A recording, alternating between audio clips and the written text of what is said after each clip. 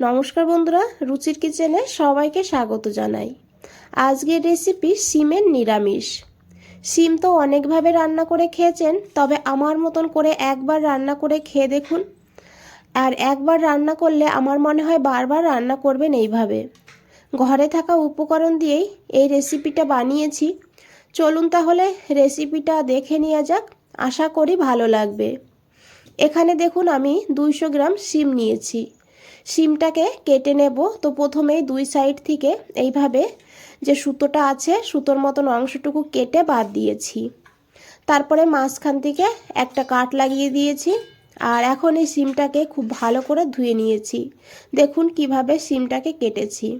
এদিকে বন্ধুরা একটা কড়াই বসিয়ে দিয়েছি। কড়াইতে দিয়েছি 2 চামচ সর্ষের তেল। রান্নাটা আমি সর্ষের তেলেই করেছি, তবে সর্ষের তেলেই করবেন, এতে কিন্তু স্বাদটা বেশি ভালো হবে। তেলটাকে খুব ভালো করে গরম করে নিতে হবে। এদিকে তেলটা গরম হোক, আমি একটা টমেটো নিয়েছি। দেখুন এদিকে টমেটোটাকে কেটে নেব। তো মিডিয়াম সাইজের একটা টমেটো নিয়েছি। এখন টমেটোটাকে ডুমু ডুমু করে কেটে নেব। আর বন্ধুরা, আপনারা যদি এই রেসিপিতে টমেটো না দিতে চান তাহলে টমেটো বাদ দিয়ে একইভাবে রান্নাটা করে নেবেন। তো দেখুন এইভাবে আমি টমেটোটাকে কেটে নিয়েছি।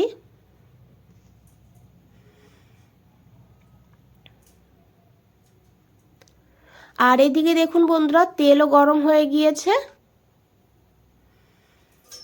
এইভাবে তেলটাকে ভালো করে গরম করে নিতে হবে। সর্ষের তেল যদি ভালো গরম না হয় তখন কিন্তু তেলের একটা গন্ধ থেকে যায়। তো দেখুন এখন আমি এখানে দিয়ে দিয়েছি কেটে রাখা সিম।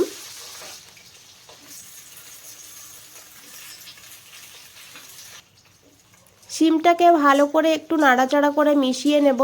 তারপরে এখানে সামান্য একটু লবণ দিয়ে দেব।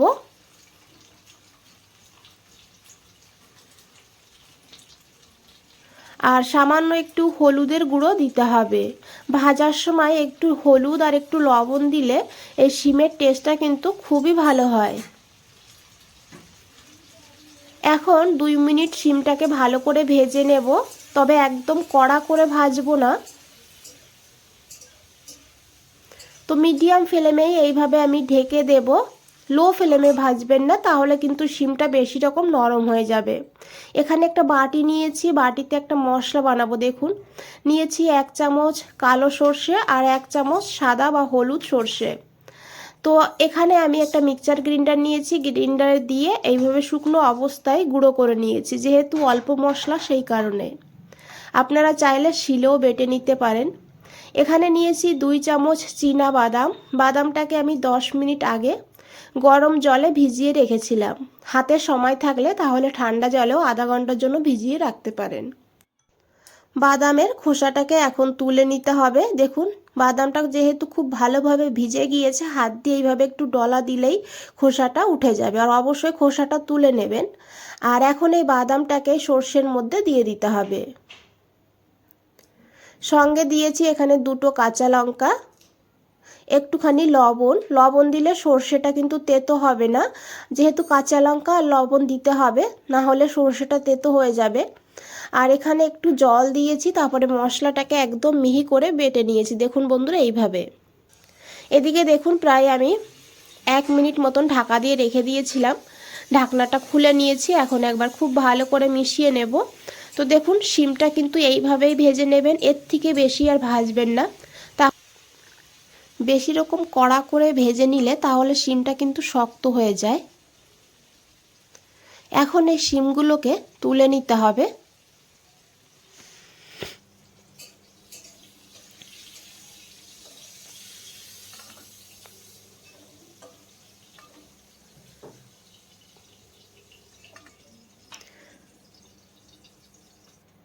তো এই তেলের মধ্যে আমি আরও 1 চামচ তেল যোগ করে দিয়েছি হাফ চামচ কালো জিরা, একটা শুকনো লঙ্কা আর একটা কাঁচা লঙ্কা। অবশ্যই ফাটিয়ে দিতে হবে।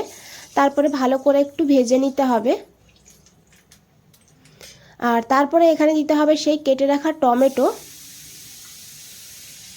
টমেটোটাকে একটু ভেজে নিতে হবে। টমেটোর কাঁচা গন্ধ যেন না থাকে সেইভাবে। এখন দিয়ে দিয়েছি এখানে পরিমাণ মতন লবণ, তবে খেয়াল রাখবেন শিম ভাজার সময় লবণ দিয়েছি, মশলা করার সময়ও লবণ দিয়েছিলাম, সেই বুঝে লবণটা এখানে দিয়েছি। আর দিয়েছি 1/4 চামচ হলুদের গুঁড়ো আর 1/4 চামচ কাশ্মীরি লঙ্কার গুঁড়ো। এতে কালারটা ভালো হবে, ঝাল হবে না, আপনারা স্কিপ করতে চাইলে স্কিপ করতে পারেন। এখন খুব ভালো করে মিশিয়ে নেব। গ্যাসের ফ্লেমটা অবশ্যই এই সময় লোতে রাখবেন।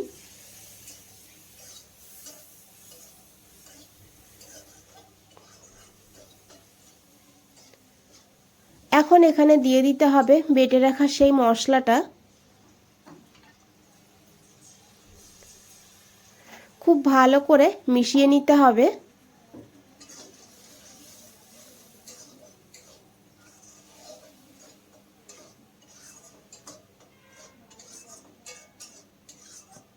আর জারটা ধুয়ে এখানে একটুখানি জলও দিয়ে দিয়েছি, কারণ জারের গায়ে অনেকটা মশলা লেগে আছে। এখন এই মশলাটাকে 2-3 মিনিট ভালো করে কষিয়ে নেব। যেহেতু কাঁচা বাদাম দিয়েছি, তাই বাদামের গন্ধটা যেন না থাকে, কাঁচা গন্ধ, সেইভাবে মশলাটাকে ভালো করে কষিয়ে নিতে হবে। তো এখানে দেখুন আমি 2 মিনিটের জন্য ঢাকা দিয়ে রেখেছিলাম। 2 মিনিট পর ঢাকনাটা খুলে নিয়েছি, আর মশলা থেকে তেলও ছাড়তে শুরু করে দিয়েছে। এইভাবে মশলাটাকে ভালো করে কষিয়ে নেবেন। মশলাটা যত ভালো করে কষানো হবে, রান্নার স্বাদটা ততই ভালো হবে। খুব ভালো করে দেখুন মিশিয়ে নিয়েছি। এখন এখানে দিয়ে দিতে হবে ভেজে রাখা সেই শিমটাকে দিয়ে খুব ভালো করে আবারও মশলার সঙ্গে কিছু সময় কষিয়ে নেব। বন্ধুরা, রেসিপিটা যদি ভালো লেগে থাকে একটা লাইক করে দেবেন, চ্যানেলটাকে সাবস্ক্রাইব করে পাশে থাকবেন। ফেসবুক থেকে দেখলে পেজটাকে ফলো করে দেবেন, কমেন্টসে জানাবেন। তো দেখুন এখানে আমি 1/2 কাপ জল দিয়েছি, অবশ্যই গরম জল দেবেন। দিয়ে খুব ভালো করে মিশিয়ে নিয়েছি। খুব বেশি জল দেবেন না এই রান্নাতে। তারপর ঢাকা দিয়ে 5 থেকে 6 মিনিট রান্না করে নিয়েছি লো টু হাই ফ্লেমে। 6 মিনিট পর ঢাকনাটা খুলে নিয়েছি। খুব ভালো করে মিশিয়ে নেব। এখানে দেখুন শিম সিদ্ধ হয়ে গিয়েছে ভালোভাবে। এখন দিয়েছি এখানে সামান্য একটু চিনি, টেস্টটাকে ব্যালেন্স করার জন্য। আপনারা যদি দিতে না চান স্কিপ করতে পারেন। আর চিনিটাকে দিয়ে এখন খুব ভালো করে মিশিয়ে নেব। বন্ধুরা, একবার হলেও এইভাবে বানিয়ে খেয়ে দেখুন। দুপুরবেলা গরম ভাতে আর কিচ্ছু লাগবে না, এই দিয়েই কিন্তু 1 থালা ভাত খাওয়া হয়ে যাবে। ভীষণই টেস্টি একটা রেসিপি। আর দিয়েছি এখানে দেখুন 2টো কাঁচা লঙ্কা সুন্দর ফ্লেভারের জন্য, 1 চামচ কাঁচা সর্ষের তেল। ঢাকা দিয়ে 1 মিনিট মতন রান্না করব, তারপরে গ্যাসটা বন্ধ করে আরও 2-3 মিনিট স্ট্যান্ডিং টাইমে রেখে দেব। তো এখানে আমি 2-3 মিনিট পর ফিরে এসেছি। দেখুন কতটা লোভনীয় লাগছে, আর খুব সুন্দর এখানে গন্ধ বেরিয়েছে। রান্নাটা কিন্তু একদম কমপ্লিট। বন্ধুরা, একবার হলো বানিয়ে দেখুন। বন্ধুরা, আজ তাহলে এই পর্যন্তই। ফিরে আসছি নতুন কোনো রেসিপি নিয়ে। ভালো থাকবেন, সুস্থ থাকবেন। সবাইকে অনেক অনেক ধন্যবাদ এত সময় ধৈর্য ধরে রেসিপিটা দেখার জন্য।